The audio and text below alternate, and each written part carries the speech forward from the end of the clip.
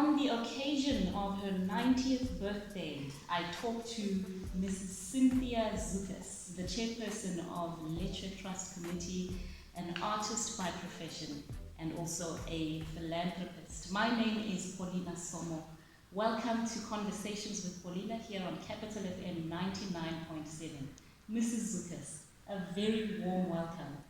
Thank you very much. 90. A whole 90 we are celebrating. This is an incredible celebration. We're going to get straight into it. We want to know about who Mrs. Zukas is, your experience, and just the impact that you've had on so many young people's lives, young artists who you have mentored throughout these years. So we're going to get straight into it. You were born in 1931 in Cape Town, South Africa.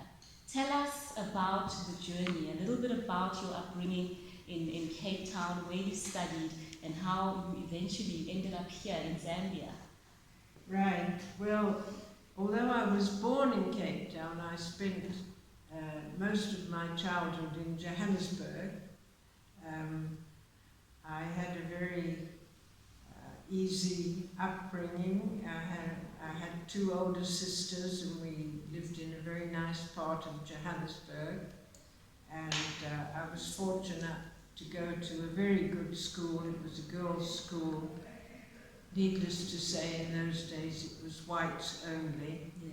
But it was a very good school, and I would say that although it was whites only, the headmistress and the staff were constantly telling us that we must respect everybody. It was like a Christian background, Yeah.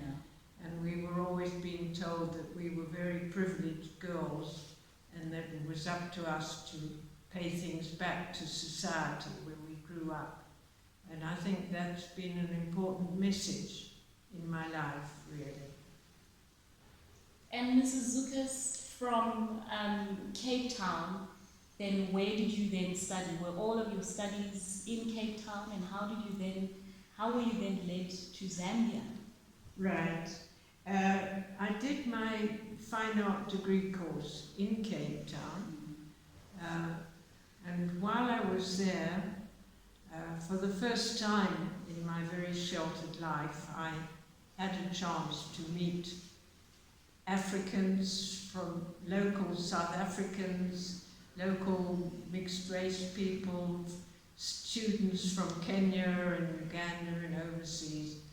So apart from my art studies, I was really woken up to the horrors of apartheid and segregation, which as a child I wasn't even conscious about. Yeah.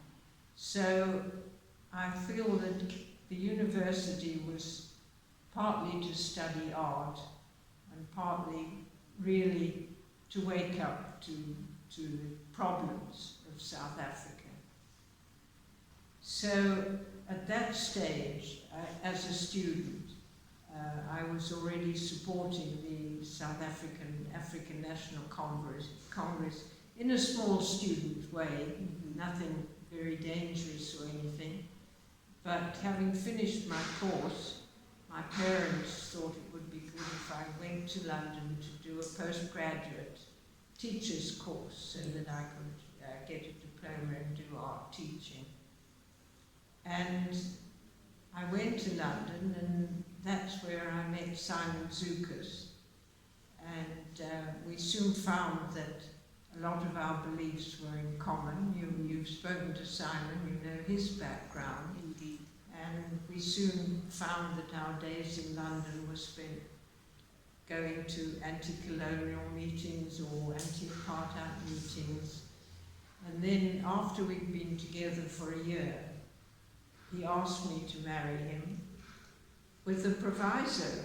He said, I want you to marry me, but only on condition when Zambia gets its independence, we are going home. So I had no choice but to agree. So we lived in London from 1954 till Zambia got its independence in 1964. Our two children were born there, and we had a very happy time there. They went to good schools. I was still painting and enjoying life. But then, when Zambia got its independence, I kept my promise, and we came back to Zambia. So, 1965, we moved permanently to live here with our family. And here we are in 2021 at the Leshwe Trust Art Gallery, which is incredibly amazing. We are doing the interview from the gallery, in fact, and the gallery is a perfect representation of your love for art, Mrs. Sukas. When did you develop the interest for art? I know you mentioned that you did study, you did do it in your studies, but is it something you always wanted to do? Did you develop it at a young age? Yes, I did. I was very fortunate that one of my older sisters was already very interested in art, and in fact had already registered to go and study at university. So from the age of about 5, 6, she used to sit me down and teach me how to draw. So I would say it's been a lifelong passion, really, through primary, secondary, university, all along, really. And Leshwe Trust, you founded it in 1986 together with some other members. Tell us about how it came about, what your vision was with it, what were you aiming to do with it, and where is it as it stands now? The other two friends and fellow artists who were with me were Bente Lorenz and Henry Tiali. But the idea came from me because the 80s was a very hard time in Zambia. The Department of Cultural Services, which we used to belong to, ran out of funds. The ministry said they couldn't afford giving scholarships to artists, there was no money. And also, no one had any foreign exchange. We were not allowed to use foreign exchange. So I was very fortunate in that I'd inherited some funds from my late dad, who passed away in the 70s. And that's how I said, let's set up this trust in UK, but provided it's to help artists in Zambia. And I brought in these two friends and we set up the Leshwe Trust together. Yeah. And I mean, in the past couple of years, you've collected so many pieces of art in the gallery. How many pieces have you collected all together, and are they all in this gallery or in other parts as well? We've been very fortunate over the years that we've collected a lot of art ourselves, in other words, by purchasing works of art. We've also had some really fabulous donations from embassies and individuals. And I think now, I haven't counted, but we should have about 400 works of art, paintings, sculpture and prints. I would say that they're all in this place, but not, they're in containers still. We haven't got a big enough studio and storage space to house them all, but they are all within reach here, within these grounds, yes. Now, you have made great strides with the Trust. What are some of the achievements that stand out for you that you've attained through the Trust? I think among the great achievements have been what was 4 graduate students. It's now, I think this year there might be 6, but the 4 main graduate students who we sponsored were Godfrey Sethi, Patrick Mumba, William Miko, and Zulu. I've forgotten his name. Yes, but it's 4. Yes. And the wonderful thing is that they've come back from their studies overseas and all made major contributions to the development of arts in Zambia. That's wonderful. Mrs. Zukas, we're going to take a short break and then we'll be back to continue with the discussion. We never forget that you're important. That's why we talk to you. Capital FM, the talk leader. Welcome back. You're still listening to Conversations with Paulinah on Capital FM 99.7, and we are here at the Letchwe Trust Gallery in Zambia, Lusaka. To be exact, it's in an area called Rhodes Park. We're having a discussion with Mrs. Cynthia Zukas, and we are learning a lot about her work in developing Zambian artists. And Mrs. Zukas, you are also an artist yourself, we cannot forget that, but you have spent most of your years promoting, not promoting your own work, but promoting other people's work. So you've given back, preserving the Zambian heritage through the promotion of artists. What was your personal motivation behind this? What inspired you to do this? I think that my inspiration to paint and sketch go hand in hand with Letchwe Trust. I found when I came to Zambia in 1965, I was very sympathetic to the lives of the women in Zambia, and my early paintings were mostly going to the market in town and sketching them and seeing how they ploughed fields and carried babies on their backs and worked hard. And I think it's, in a way, my pleasure in art is part of the same aspiration to help other artists. So it's fulfilling you personally to be helping others as well. Makes a lot of sense. Do you think that enough is being done to promote the overall African art and artists behind African art? The answer is a big no. It's one of the things that I often discuss in Letchwe Trust and with fellow artists. Mm-hmm.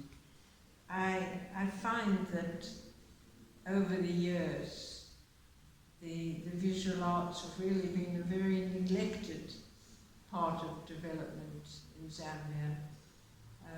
We have a National Arts Council, we have a ministry, but to be absolutely frank, I don't think they've done nearly enough to develop the arts.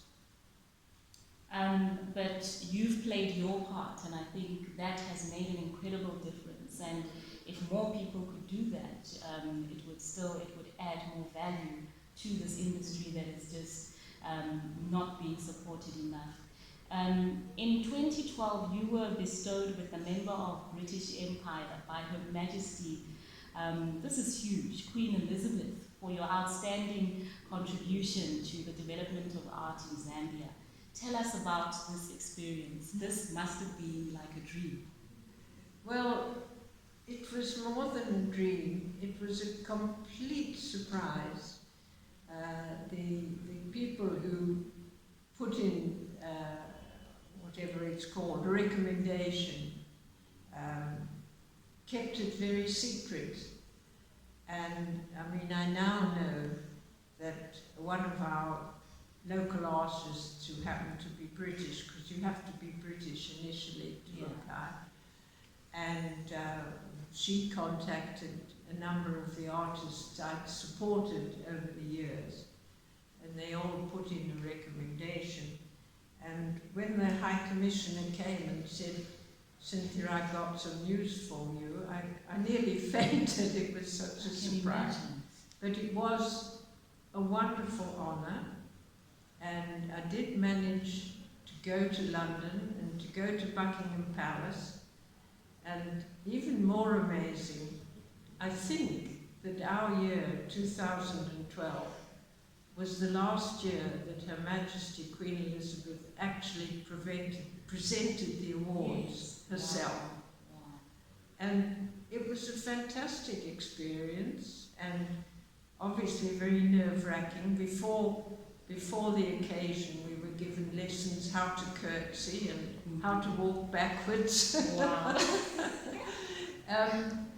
But I was amazed. I found her so, I'm trying to think the right word. Gentle is not quite the right word. Yeah.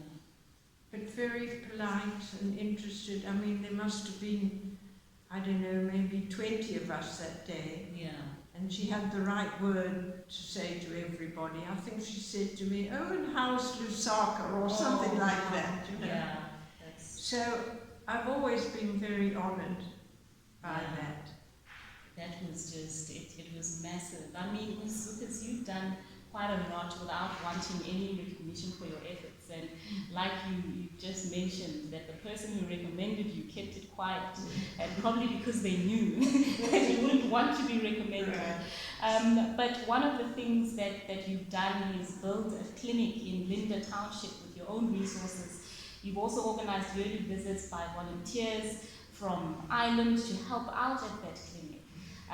This is your work. How much satisfaction do you get from this kind of humanitarian work without regard to being famous for it? First of all, I must say that although it was a joint effort, it was my husband, who you know is an engineer by profession, who actually built that clinic himself. You know, he drew the plans. He went to some place in Chilanga to make sure that we got the right plans from the Ministry of Health. And in fact, after a few years, the volunteers from Ireland said it wasn't big enough. And he and our son Alan, again themselves, actually built a second wing to the same clinic. But what I would say about that is that I can't even express how much pleasure I get. Occasionally, I don't go very often, but once a month they have an under 5 clinic. And I try every couple of months to go there quietly and sit in a corner with the sister and be part of this treatment of these under 5 clinics. And I suppose I get as much reward from that as from the Let's We Trust. Yeah. And I try to keep in touch, and I talk to the sisters and they tell me about the problems of malnutrition and child sexual abuse and all the things that are going on in the local compound. And so it's my way of keeping in touch with people. Beautiful. Thank you very much. You're still listening to Capital FM. It's Conversations with Paulinah. We are going to take a short break, then we'll be back to continue our discussion with Mrs. Cynthia Zukas. We never forget that you're important. That's why we talk to you. Capital FM, the talk leader. Welcome back to Conversations with Paulinah here on Capital FM 99.7. I'm still chatting to Mrs. Cynthia Zukas. We are really just discussing her incredible experiences and in mostly really developing and supporting people and communities. Mrs. Zukas, you have a very fulfilled past and have created unimagined possibilities for many people, from supporting the Red Cross and women's causes as far back as the 70s, even showing concern for the ANC in the 80s. You even spoke about some of your work with the ANC. We now understand that you've actually sponsored indigenous Zambians as well to study abroad, some from undergrad to PhD level. What has been the outcome of this investment?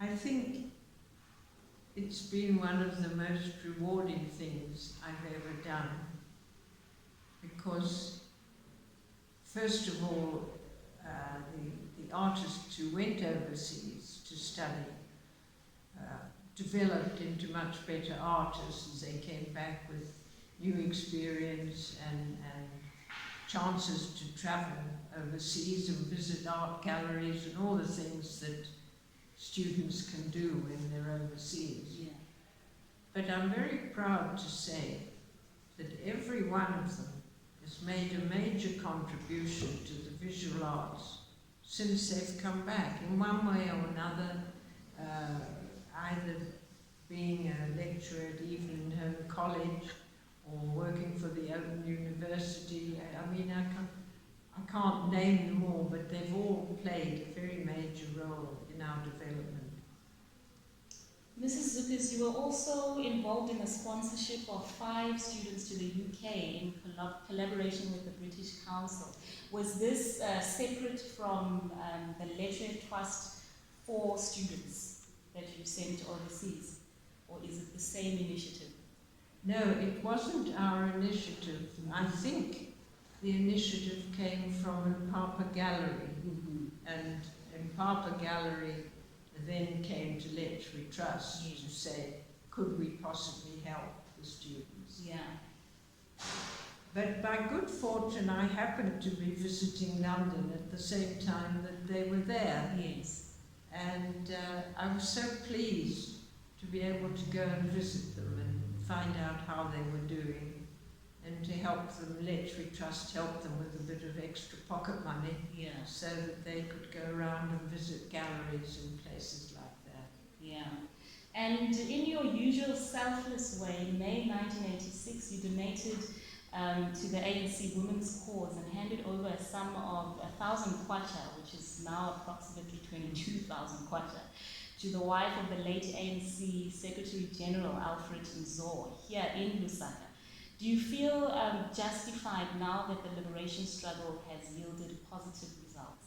Oh, very much so. I would say that funds came from an exhibition that had been held by Mpapa Gallery. We had some famous artists who donated works for the ANC, and we sold them, and then I was asked to actually hand over the money. Yes, I think, look, like half the world, I still remember the day Mandela walked free from jail. I mean, it's embedded in our hearts. So ups and downs maybe, but I wouldn't go back on anything I've ever done to help them. Yeah. And politically, I mean, you mentioned earlier that the work that you did with the ANC, it was nothing that was dangerous at all. Your husband, Mr. Simon Zukas, was heavily involved in politics at some point. Were you at any point more drawn to politics? Were you more involved in any way in the political struggle? Not really. I think basically just supporting him in the background. I mean, even after I came to Zambia, some of us still had a fundraising effort for the ANC, for the South African ANC. No, I would say that I put up with a lot when Simon was a member of Parliament in the most distant part of Zambia, and I was left on my own for weeks. So you can put that down as my contribution. That is a huge contribution. We're going to take another short break, and we'll be back to round up our conversation. We're going to talk to Mrs. Zukas on a little bit more of a personal level. I know we've spoken about her work in terms of developing other people's work, but we're going to focus a little bit more on her. We are celebrating her 90th birthday after all. We'll be back.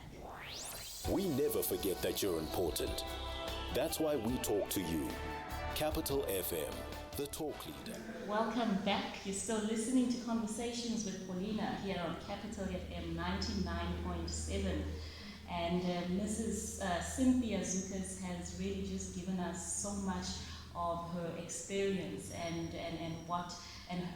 the amount of work that she has done is just unsurmountable. It's I feel like we cannot even talk about enough about how much she has contributed to other people's lives, to communities, to young people, young artists that she has developed. Mrs. Zukas, you yourself are a brilliant artist as well. So tell us about your own art. What is the inspiration behind your own paintings? Difficult to explain. I think if you look round my work, you'll find a lot of my paintings are about women. I feel a great sympathy and friendship with the women. I do like to say something about society in my art.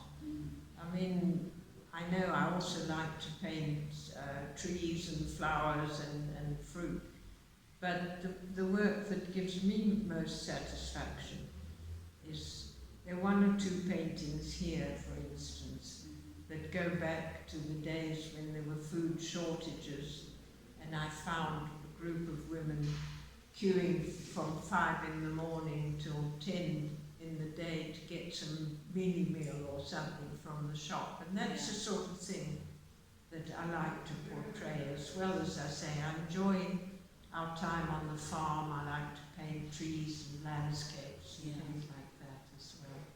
And do you still find time to paint? Do you paint at all now in your spare time? It's not so much finding time, to be frank, it's the physical effort. Yeah. It's not easy. What I try to do is more small things, maybe sketches just with a pencil or with a bit of paint. I don't do big paintings anymore. Yeah. It's too tiring. And at this age of 90, looking back and just stepping out of it, out of your life a little bit, and just looking back, and what are some of the highlights of your life, personally and in your career? The people you've met, the priceless moments, all the things that you'll never forget. What stands out for you? Well, I'm waiting for you to ask me about my family, which you We are haven't getting mentioned. there. We are getting So, let's talk about that. We've got 2 grown-up sons. They were both born while we were in London. Yes. We've got 6 pretty grown-up grandchildren. And now we have the pleasure of 2 little great-grandchildren. Oh, beautiful. So that's obviously been a big highlight and given us a lot of pleasure. I think now maybe I could have spent more time with them rather than with other activities. I mean, my son who lives, we've got our 1 son and 3 grandchildren grown up living in Zambia with us. And recently when I spoke to our son, who's 63, I think he is, and I said, what are your memories of us coming to live in Zambia? And he said, you were always away at Red Cross. Oh, shame. So I suddenly thought, oh dear, maybe I should have balanced it a bit better. Yeah. Well, I guess we always feel that there's something we could have done better. But your kids, as you speak about them, I can see that they have brought a lot of joy. Very much so. I mean, you got married to Mr. Simon Zukas in 1954. How has he impacted on your journey? You spoke about the building of that particular clinic. That was a huge support, but just talk about the impact that he's had in the journey of, because you've carried a lot. Helping people takes a lot, so I can imagine that his support has meant a lot to you. I would put it even stronger than that. I would say that Simon Zukas has been my inspiration. His commitment to Zambia, his suffering in the early days for helping to bring about Zambia's independence, was an enormous impact on me. And it was why when we came here I felt, right, he's made a contribution, it's my turn to make a contribution. Yeah. And I would say now we're still together, inspiring each other in any way we can. Yeah, beautiful. And you spoke a little bit about how maybe you would have maybe spent a little bit more time with your kids, just looking back. Is there anything else that you feel that you could have done differently? Obviously, it's, you know, we call it regrets, but it's not regret in a negative way, but just to say there's certain things maybe that could have happened differently. I think the last maybe 10 years, I would like to spend more time on my own painting. It's rather been neglected with other things. Yeah. But no serious regrets that I can think of. Yeah. Well, there's still time to spend on your paintings. I'll try. Let's give it another 90 years and focus more on you. But all the work that you've given back has definitely made an impact on other people's lives, and I'm sure that's what really gives you joy, is the difference that you have made. Do you have a message for some of for the people who have worked under you and your students? And you know, I'm sure they also would like to hear from you just how to carry on. This industry cannot be easy. You're up and down. Artwork is, you know, you're not on a constant payroll, but it's driven by passion. So what message do you have for young artists who want to make it?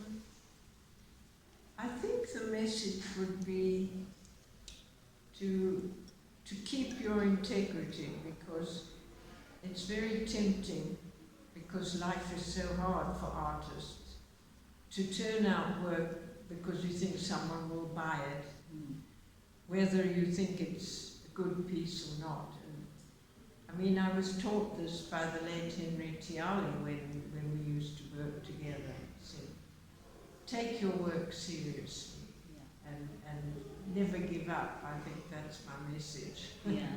Yeah, definitely. And you are making 90 look very good, and I'm really not trying to gain points or anything, but you are fresh and lively, and you are just looking amazing. What is your secret? How have you kept yourself so strong and healthy? Do you exercise? What do you do? You know, I honestly think that it's partly good luck, in other words, that one hasn't had any serious illnesses. I think it's partly in the genes, because both my parents lived to an old age in reasonably good health. Yeah. And I think it's good luck. It's good luck, and probably also the positive energy, because you do radiate a very positive energy. Yes, maybe. And do you have friends? Do you do things with other people that you spend time with other than family? Oh, well, until coronavirus came along, Of course. yes, we used to almost every second weekend visit friends or go out for dinner or meet. I had a good friend, her name was Tony Tilly. She was born in Zambia. She was, I think, the oldest Mzungu in Zambia. But we used to meet once a week and go to Pamozi Hotel for coffee, and sometimes we'd invite others to join us. It's very important, if one can, when the virus is over, to go back to being with friends. Certainly, yeah. Mrs. Zutis, so we are going to be rounding up our conversation just with a message that you'd like to leave all of us with regards to the preservation of heritage through art, promotion of African art, and also just living life to the fullest. That's a difficult one. No, I think that the art scene is very vibrant at the moment. There's an enormous number of really talented young artists coming up. And so I'd say to them, don't give up, persevere, you're doing great. I don't know what else to say, really. You don't want me to talk about politics, I'm sure. So. I won't comment. We can talk about politics. It's all a part of our lives. And you are welcome to give us a message of how to move forward because, yeah, we all are affected. Look, I came in 1964-65 really imbued with KK's old message, one Zambia, one nation. While I was in London, when we were both in London, I met so many of the Zambians who became ministers, leaders, president, vice president. I never once knew what tribe they came from. It just wasn't an issue in those years. Yeah. And I just wish we could go back to that. It's one of the things that I worry divisions about. are very sad. Yeah. Mm. Yeah. Lovely message. Mrs. Zukas, before we say goodbye, how would you like to be remembered? What is your legacy? That's a very difficult one. Well, partly as the wife of Simon Zukas, I'm very proud of his contribution to Zambia. And I suppose as an artist in my own right. Yeah. Well, you are definitely, you've made a huge impact on many people's lives. I think that's the legacy you're leaving us with, is to give back. No matter how successful we think we may be or how we are making it, but to give back to those who may not have the resources or the know-how of how to make it the way we make it. So thank you very much for your contribution. It's been lovely to chat to you. Thank you for making time to chat to us, and most of all, happy 90th birthday. We wish you another 90 years and another 90, and we absolutely appreciate you. Thank you very much. I've really enjoyed talking to you. Thank you. That was Mrs. Cynthia Zukas, artist and chairperson of the Literary